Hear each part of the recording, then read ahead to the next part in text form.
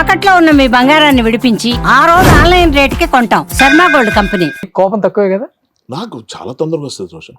అంటే చాలా short temper నాకు. యాంగ్రీ ఇష్యూస్ ఉన్నాయా? చాలా అంటే సెకండ్స్ లో పోద్ది మళ్ళీ పట్మని ఇదైపోయి వెంటనే తగ్గిపోతా. పొంగే పాలులాగా అనమాట. ఎంతమంది కొట్టారు ఇండస్ట్రీలో? కొట్టడం అది లేదు, అది కొట్టడం అది నేను అసలు నమ్మను. కొట్టాము గట్టిగా అరిచామంటే మళ్ళీ విషయం లేదని అర్థం. నేను I don't believe in that. ఎవరి మీద అసలుకి ఒక్కసారి గట్టిగా వస్తుంది వెంటనే లాస్ట్ టైం ఎప్పుడు నితిన్ ఒకసారి స్టేజ్ మీద మీ పేరు చెప్పలేదని అది అలక ఫీల్ అయ్యారు కదా? అది అలక అపార్థం అది. ఏ సినిమా అప్పుడు? హర్షవర్ధన్ రానే అని ఒక యాక్టర్ ఉన్నాడు. ఆయన వేరే వాళ్ళతో వచ్చాడు ఆ ఫంక్షన్ కి. ఆయన ముందు కూర్చున్నాడు. నేనంటే నా ఫ్రెండ్స్ తో కూర్చుందాం అదొకటి ఉంది నాకు. అది షో ఆఫ్ అంతా వీళ్ళ ముందే కదా, నా క్లాస్మేట్స్ వాళ్ళ ముందు నేను కూర్చొని ఇంకా నా పేరు పిలుస్తారు అన్నప్పుడు స్టేజ్ మీద పిలిచేటప్పుడు ఏం జరిగిందంటే యాంకర్ ఇప్పుడు నితిన్ కూడా సంబంధం లేదు. యాంకర్ పిలిచేటప్పుడు వేది మీద రావాల్సిందిగా కోరుకుంటున్నాను ఆండ్రూస్, ఇది అనూప్ రూబెన్స్ అందరి పేర్లు చెప్తూ హర్షవర్ధన్ అనగానే హర్షవర్ధన్ రాని ఏమనుకున్నాడు అంటే అతను పిలుస్తున్నాను అనుకున్నా, అతనికి సెట్ స్టేజ్. అంటే చీఫ్ గెస్ట్లు కూడా పిలుస్తారు, బట్ అతని పేరు తర్వాత వచ్చేదేమో, లేకపోతే తర్వాత వచ్చే పేరు నాదేమో, ఇలా కూడా అనుకోవచ్చు. ఆ ఫ్లోలో హర్షవర్ధన్ అనగా ఆయన ఎక్కేశారు, హర్షవర్ధన్ రాని అనగా నేను ఎక్కలేకపోయాను. ఆ పేరు మీద నేను ఎక్కడ స్టేజ్ అని అంటే చెప్తున్నా. మన మైండ్ ఎంత చిన్నగా ఆలోచిస్తే అంత దిక్కుమాల ప్రాసెస్ వెళ్తుంది. నితిన్ లాంటి ఒక మంచి ఒక బ్రదర్ లాంటి నన్ను ఎంతో నమ్ముతాడు, ఎంత నమ్ముతాడో అసలు. నితిన్ లేకపోతే గుండె జరగాలంతే లేదు. ఎవరికి అర్థం అవట్లే ఆ స్టోరీ, నా నరేషన్, నా ఇది ఏమీ అర్థం అవట్లే. కథ అంతా మీదేనా ఆల్మోస్ట్ మొత్తం? అంటే ఒక point, main point Vijay Kumar గారితో కొన్నది పట్టుకుని దాన్ని మొత్తం అల్లి ఏదైతే క్లైమాక్స్ అన్నారు దాన్ని ఇంటర్వెల్ చేసి ఏవో చేశాం. సరే దాంట్లో క్రెడిట్స్ ఇవ్వనప్పుడు నేను క్లెయిమ్ చేసుకోవడానికి ఇష్టపడను, బట్ స్క్రీన్ ప్లే మొత్తం నేనే చేశాను, అదే ఖచ్చితంగా చెప్పగలను. డైలాగ్స్ నావే. ఆ రోజు స్టేజ్ మీదకి హర్షవర్ధన్ గా నేను వెళ్ళబోతుంటే అతనికి ఇతను పిలిచారా నెక్స్ట్ మన హర్షవర్ధన్ రానే చూసి హర్షవర్ధన్ రానట్టు మనం కాదు ముందు ఎక్కేసాడు. అదేనా ఆలోచించాలి కదా. సరే మనం ఎక్కకపోతే నితిన్ ఆ లోటు ఫీల్ అయ్యి హర్ష ఏడి, హర్ష నువ్వు రావాలి అంటే అప్పుడు మంచి రీరిగార్డింగ్తో నేను అక్కడి నుంచి ఎలా పిలుస్తారు. స్టేజ్ ఎక్కి ఒకసారి మైక్ పట్టుకున్నాక నాకు అర్థమైంది ఎంత టెన్షన్ ఉంటుందో. ఎన్ని నోరు జారుతాం రోషన్, ఇక్కడైతే ఏదైనా అనుకోండి మాట అనేసాను అనుకుందాం, నేను రిక్వెస్ట్ చేసుకుంటా రోషన్ ఆ మాట ఒకటి అనేసాను అది ప్రాబ్లం అయిపోద్ది. ఎందుకంటే ఇవాళ సోషల్ మీడియాలో మనం ఏం మాట్లాడినా తప్పే, పెళ్లి చేసుకుంటే తప్పు, చేసుకోవద్దంటే తప్పు, ప్రేమించంటే తప్పు, గర్ల్ ఫ్రెండ్స్ ఉంటే తప్పు, మంచి బట్టలు వేసుకోమంటే తప్పు, వేసుకోవద్దంటే తప్పు, అన్ని తప్పే. సో నేను ఇక్కడ మన కెమెరా ముందు చేసే దాంట్లో అడ్జస్ట్మెంట్ లో ఎడిట్లు చేసుకో, స్టేజ్ మీద ఏం చేస్తాం. పైగా నితిన్ కి ఎన్ని స్ట్రెస్లు ఉంటాయి. హీరోగా తన అందరినీ అడ్రస్ చేస్తూ మాట్లాడాలి, మైక్ పట్టుకున్నది, తనకు కొన్ని ఇష్యూస్ ఉన్నాయి. తనే అన్నాడు ఆ మాట, బాధ అనిపించింది నాకు. అయిపోయింది. అక్కడ ఇంకోటి స్టేజ్ మీద ఉన్న వాళ్ళ గురించే చెప్తారు యూజువల్ గా. మంచి పాయింట్ ఇది. యూజువల్ గా ఏమవుద్ది ఇక్కడ ఇలా చూసుకుంటే ఇలా రోషన్, హర్ష, ఇంకోడు ABCD చెప్తారు. లేని వాళ్ళు ఎవరైనా ఉంటే ఒక స్పెసిఫిక్ గా మెన్షన్ చేసి తీరాలి. మ్యూజిక్ డైరెక్టర్ వర్క్ లో ఉన్నాడు, ఎడిటర్ వర్క్ లో ఉన్నాడు, వాళ్ళ గురించి మెన్షన్ చేసుకుంటారు రాసుకొని. లేని వాళ్ళ గురించి పెద్ద చాలా మంది యాక్టర్స్ ఉంటారు మూవీలో, వాళ్ళందరినీ ఇప్పుడు అడ్రస్ చేయరు. ఆల్రెడీ ఇదే లిస్ట్ ఎక్కువ, టైం ఎక్కువ. అలాంటి దాంట్లో నా పేరు పిలుస్తాడని నేను ఎందుకు అనుకోవాలి. పైగా 2 సార్లు హర్షవర్ధన్ అన్నప్పుడు నా పేరు మీద ఒకటి వెళ్ళినప్పుడు అతని పేరు మీద వెళ్ళిపోవచ్చు కదా. ఇప్పుడు 2 భర్తలు ఉన్నాయి గురు, నా సీట్లో మీరు కూర్చున్నారు, మీ సీట్లో కూర్చుంటే అయిపోయింది. అంత ఆలోచించలేదు బ్రెయిన్. ఇది ఎంత రైటరు, ఇంత ఇది హర్ష భలే మాట్లాడతాడు, నా గురించి నేను తిట్టుకుంటున్నా. నేనే చెప్తున్నా, ఎవరో నా మీద కంప్లైంట్ ఇస్తే కాదు, తప్పు ఉన్నప్పుడు బొక్కాయించను, ఒప్పేసుకుంటా. ఇందుకే నేను కొంచెం హాయిగా ఉంటా. నితిన్ దగ్గర అలాగడమా అసలు నేను నెక్స్ట్ కాదు, ఇంకోటి పర్టికులర్ సీన్ నేను అక్కడ ఉండాలి. ఆల్మోస్ట్ చెప్పొచ్చో లేదో ఆ పర్టికులర్ సీన్ నేను డైరెక్ట్ కూడా చేశాను, అక్కడ ఉండాలి నేను. ఆ షాపులో సీన్ చేసాం, మధ్యలో ఆడియో ఫంక్షన్ గా బయటకు వచ్చేసాం, సీన్ అవ్వలేదు. మళ్ళీ దయ్యాక నైట్ వెళ్ళి ఆ సీన్ బ్యాలెన్స్ కంప్లీట్ చేయాలి. నేను కూర్చున్న హట్టు వెళ్ళి ఒక దగ్గర వెళ్ళి ఆ పక్కన ఏదో బార్ ఉంటే అందులోకి వెళ్ళి కూర్చొని నన్ను అంతేరా ఇండస్ట్రీలో గుర్తింపు ఉండదురా ఎంత చేసిన ఇవన్నీ నేనే మాట్లాడాను, సిగ్గుపడుతూ చెప్తున్నా ఆడియన్స్కి.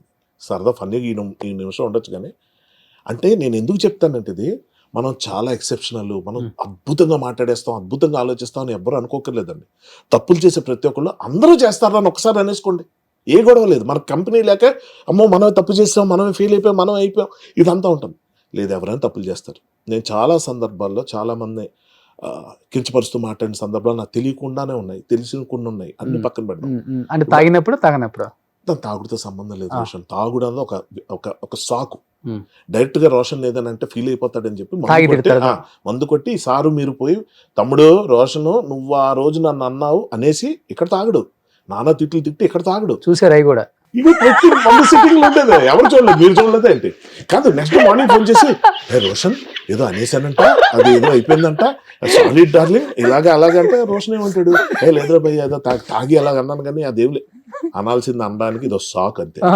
So coming back to the thing, stage మీద లేని వాళ్ళు కూడా పిలవటం ఉండదు అన్న దాంట్లో Shankar Varaprasad cinema pre release ఈవెంట్కి నేను ఎక్కడో యూఎస్లో ఉండిపోతే చిరంజీవి గారు ఆ స్టేజ్ మీద లేకపోయినా నా టీంలో నాతో పాటు వర్క్ చేసిన హర్షవర్ధన్ అన్న పేరు మెన్షన్ చేసిన రోజున ఎన్ని కోట్ల పాఠాలు నేర్చుకున్నట్టున్నాయి తెలుసా నాకు. ఆయన అభిమానంగా నన్ను చూశారు, నేను నచ్చాను. ఏంటి అంత గొప్ప మనిషినా నేను? అతను ఎన్ని వందల వేల మంది నాలంటి వాళ్ళు చూసుంటారు. అది గొప్పతనం. అది నేను అదేమంటారు క్లిప్ కట్ చేసుకుని వాట్సాప్లో పెట్టేసుకుని నా ఫ్రెండ్స్కి పంపించేసి గ్రూపుల్లో పెట్టి ఎంత హడావుడి చేశాను. ఎందుకంటే అతని నోటి నుంచి నా పేరు నేను అక్కడ లేనప్పుడు వచ్చింది, ఉన్నప్పుడు మాట్లాడు. 1-2 సక్సెస్ లో వస్తేనే హీరోలు పట్టుకోలేకపోతున్నాం చెప్పాలంటే. అంటే వాళ్ళు తగ్గించి నేను అంటలేదు, అండర్స్టాండ్ పట్టుకోలేకపోతున్నాం. వాళ్ళ స్ట్రెస్లు అంతేనమ్మా. ఏమైపోతుందంటే ఈ యంగర్ జనరేషన్ కొన్న కాంపిటీషన్ స్ట్రెస్లు అప్పుడులా కాదు. ఈ రీయూనియన్లు చేసుకుంటున్నారు చిరంజీవి గారి బ్యాచ్. ఇక్కడున్న యంగ్ బ్యాచ్ ఎంతమంది కలుస్తున్నారు? ఎవరు కలవట్లేదు. ఎవడు స్ట్రెస్ ఆడిది, ఎవడు ఛాలెంజ్ ఆడిది, ఏ స్క్రిప్ట్ ఎంచుకున్నాం, దాన్ని ఎలా తీస్తున్నాం, జనం ఏం చేస్తారు, ఫైనల్గా మన ఇమేజ్ ఏమైపోతుంది, స్టార్ హీరోలు అయిపోతారు అనుకున్న వాళ్ళు ఫటాఫటా కొలాప్స్ అవడం చూస్తున్నాం. మళ్ళీ కోలుకోవడానికి ఎంత టైము? చాలా మంది పడిపోయారు స్టార్ డైరెక్టర్లు చెప్పాలంటే.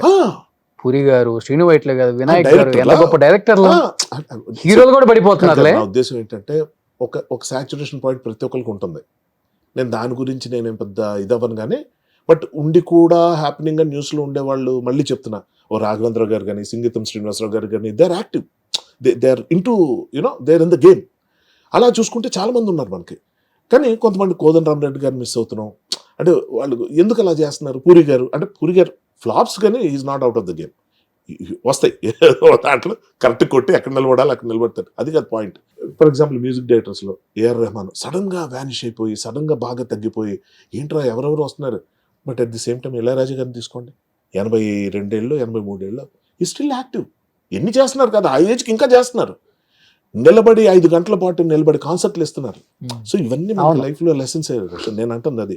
ఇప్పుడు చిరంజీవి గారు అంత స్టేజ్ మీద నా పేరు చెప్పడం, నా పేరుగా చాలా మంది పేరు చెప్పి నా ఒక్కడి పేరు అంటలేదు. మళ్ళీ నేను అక్కడ నేను క్రెడిట్ తీసుకోలేను.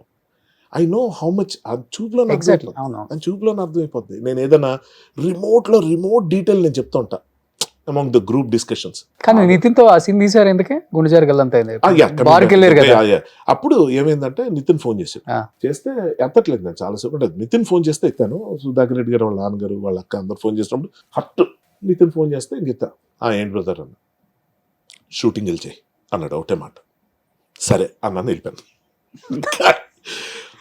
అంటే ఒక్క మాట చాలు, సరైన మాట కరెక్ట్గా నితిన్ ఫోన్ చేసి వెళ్ళి షూటింగ్ చేయి. అంటే ఏంటి ఎక్కడ ఉన్నావు నువ్వు, షూటింగ్ వెళ్ళలేదంట, హర్ట్ అయ్యవంట, ఇదంతా కాదు, ఏం లేదు, విషయం తెలుసు, మ్యాటర్ అర్థమైపోయింది. ఎందుకంటే నేను అక్కడిక్కడ కావాలని లీక్ చేశా, అలాగే వెళ్ళాలని. వెళ్ళింది. నితిన్ ఫోన్ చేశాడు. ఇప్పుడు నాకు అడుగుతాడు, ఏంటి హర్ష ఏంటి ఫీల్ అయ్యావా, నేను ఏదో పొరపాటు ఎలా చేస్తావు నితిన్. నాకు చూడండి, ఒక ఆర్టిస్ట్గా 24 క్రాఫ్ట్స్లో వద్దన్న పేరు వచ్చేది యాక్టర్కే, ఎందుకు కనిపిస్తుంటాడు.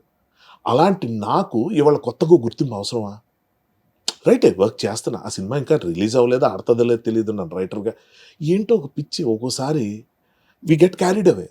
అది తప్పని తెలిసిన తర్వాత ఇదిగో ఇలా 10 సార్లు చెప్పుకుంటా అందరి ముందు. ఎందుకంటే నేను తప్పు చేశాను. ఈరోజు నితిన్ నన్ను ఇక్కడ ఎదురుగా లేడు, తనకి ఈ సందర్భంలో నేను చెప్పే సారీ కూడా తనకి రీచ్ అవ్వదు.